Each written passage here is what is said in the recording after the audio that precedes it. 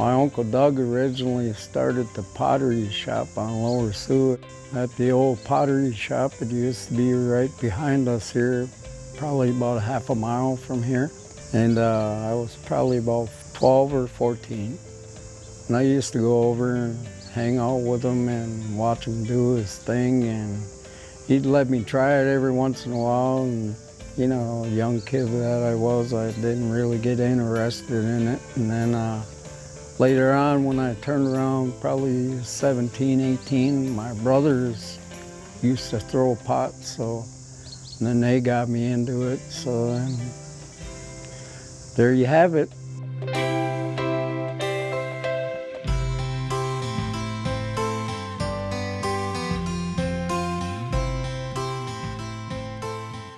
Uncle Doug, he made it so interesting that you wanted to learn. My entire family, I have 4 older siblings, 4 younger siblings, so there's 9 of us, and every one of us worked at the pottery shop. My mother was a designer from, I think she started working there in maybe 74. It was almost like that was the only job on the reservation, and I more or less went to work there to earn money, but found out that I loved it. It was just, it's such a calming feeling that you get. You're in your own realm, and you can, it's like nothing bothers you. And I always say if people need therapy, start pottery, because it just, your inner being is just so focused that life's good.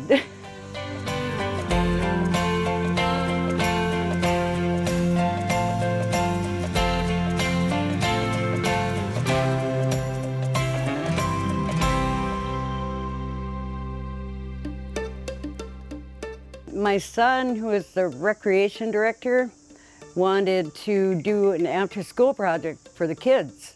So we started the after-school program, which is going into its 4th year.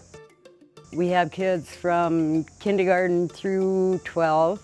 It varies on a weekly basis how many children are there. I've had anywhere from 1 child to 27. And I think that we have some like budding potters now, or even at their young age.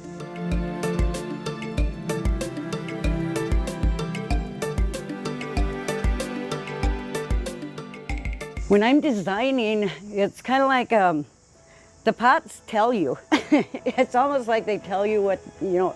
I'll start with a basic line, and I only do the geometrics. I'm not like the more experienced artists where they'll make eagles and bears, but I've only done the geometrics, and that's what I was taught. That's what my mother's done.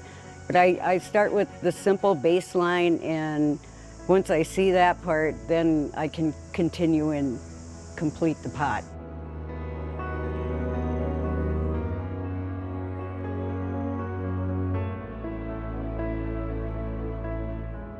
I think that when you're making pottery, or I believe that when you're making pottery, that you're putting a part of yourself into it. And when you give it to a person, you're giving a part of yourself to them. And people enjoy it. It's beautiful. It's a great memory, especially if you know that person. And I know every time somebody purchases a pot, they want to know who the designer was, who threw it. They want the history of the pot, not just the pot. They want to know the actual person behind it. And that's how I feel as far as pottery. It's part of me.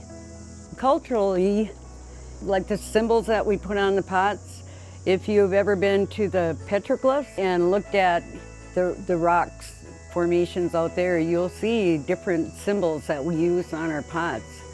And when they have them on there, there's the meaning, and you know that that symbol came from thousands of years ago. It wasn't something that just came off from the top of your head.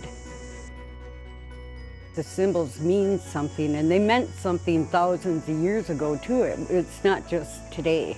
This is something my great-great-great-great-grandmother used.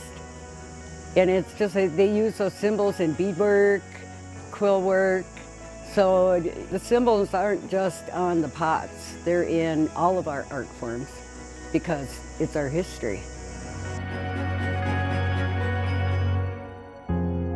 Right now, with our apprentice work, we have sold pots at Upper Sioux Gift Shop, our gift shop, and out at the site, at the historical site. Our tribal council, they're encouraging it, so we're hoping to see it up and running again. I would like to see it like it was in the 70s and 80s. I would like to see a part of Lower Sioux history all over the United States and countries again.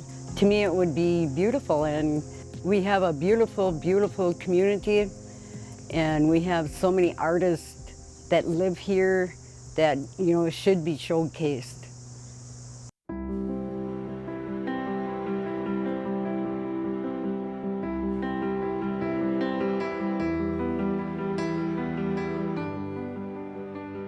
There's a lot of artists on this reservation. I mean, nobody even really recognized. I'm not the only one that can throw pots, and I'm not the only one that can design a pot, which I welcome. You know, I'd like to see this go. It's gonna be a journey, but, you know, don't know unless you try, so.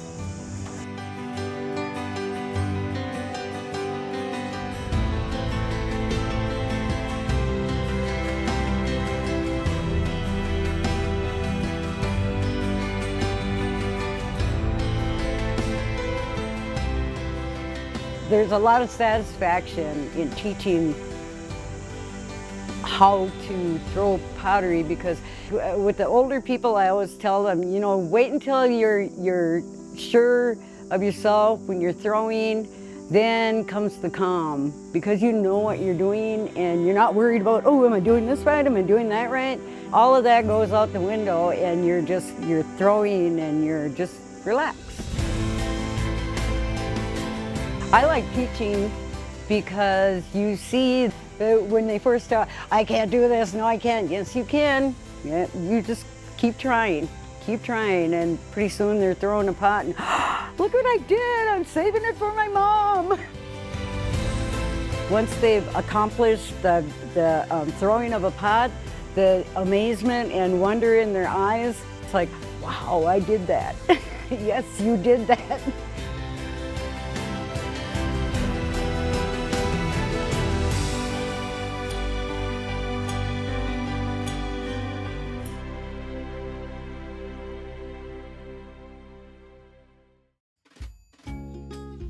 Visit pioneer.org/postcards to catch up on missed episodes and to find out more about your favorite segments.